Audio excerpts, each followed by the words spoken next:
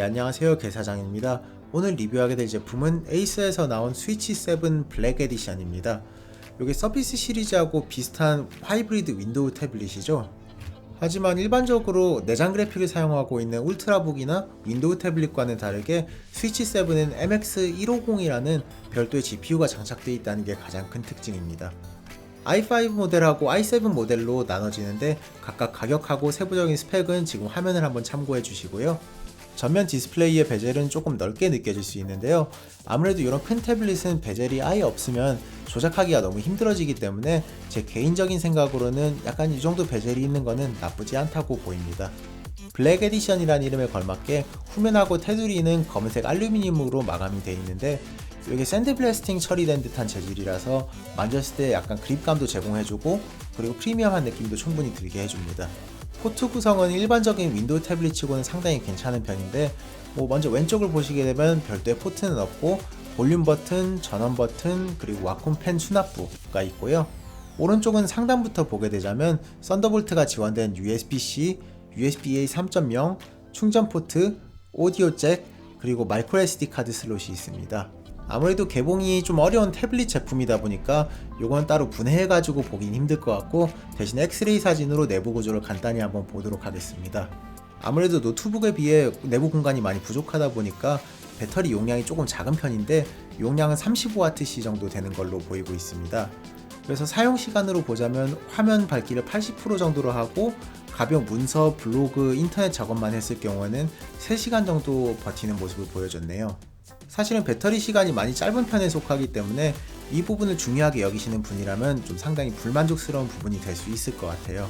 동봉되어 있는 65W 충전기로는 0%에서 100%까지 완충하는데 한 2시간 정도 걸립니다.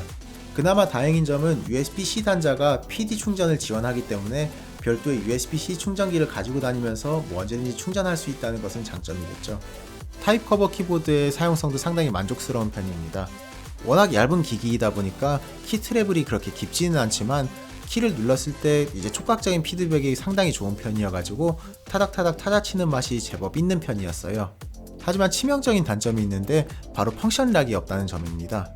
그래서 파일 이름을 수정하려고 F2 버튼을 눌렀다가 갑자기 태블릿이 이제 비행기 모드로 들어가는 등 이런 불편한 점들이 제법 있었습니다.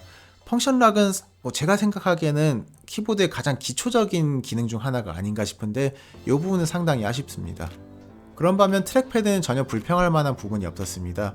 눌렀을 때 이제 클릭음도 괜찮고 촉감도 괜찮고 그리고 트래킹 성능도 제법 괜찮고 타입 커버 키보드다 보니까 트랙패드가 그렇게 크지는 않지만 그래도 조작하는데 큰 불편함을 느끼지는 못했습니다. 그리고 내장되어 있는 와콤 팬은 스위치 7의 또 다른 하이라이트라고 생각하는데요. 여기 와콤 EMR 기술이 적용되어 있습니다. 일반적으로는 엔트리그, 와콤 AS, 와콤 EMR 중에서는 와콤 EMR이 가장 좋다고 알려져 있습니다. P랍은 4096단계까지 지원이 되고 엔트리그 기술을 사용하고 있는 서피스 펜하고 비교를 하게 되면 필기감은 조금 더 좋게 느껴졌습니다. 그리고 펜이 기기 내부에 수납이 가능하기 때문에 잃어버릴 염려가 적다는 것도 큰 장점이겠네요.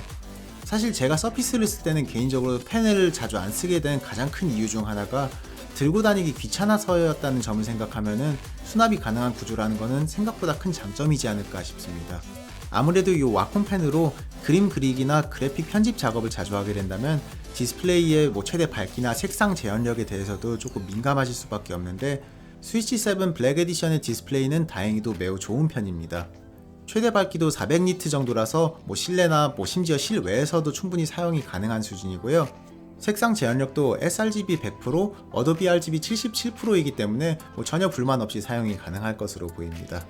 성능은 조금 애매한 부분이 있긴 한데 8세대 프로세서하고 MX150 GPU를 사용하고 있기 때문에 기본적인 성능은 되게 좋은 편입니다.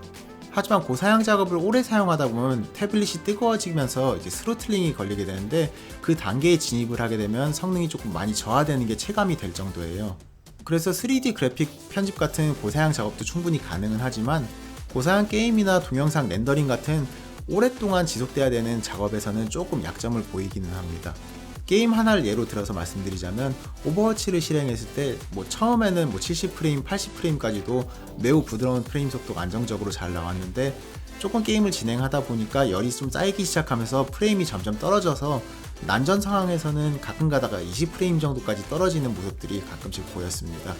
그래서 스위치 7 블랙 에디션을 단순 스펙만 보고 영상 렌더링이나 게임도 가능하겠다라는 생각으로 구매를 하시게 되면 만족도가 조금 떨어질 수 있기는 해요. 썬더볼트 3 외장 그래픽카드를 이용해서 게이밍 용도로 병행해서 사용하는 거는 그래도 어느 정도 가능합니다.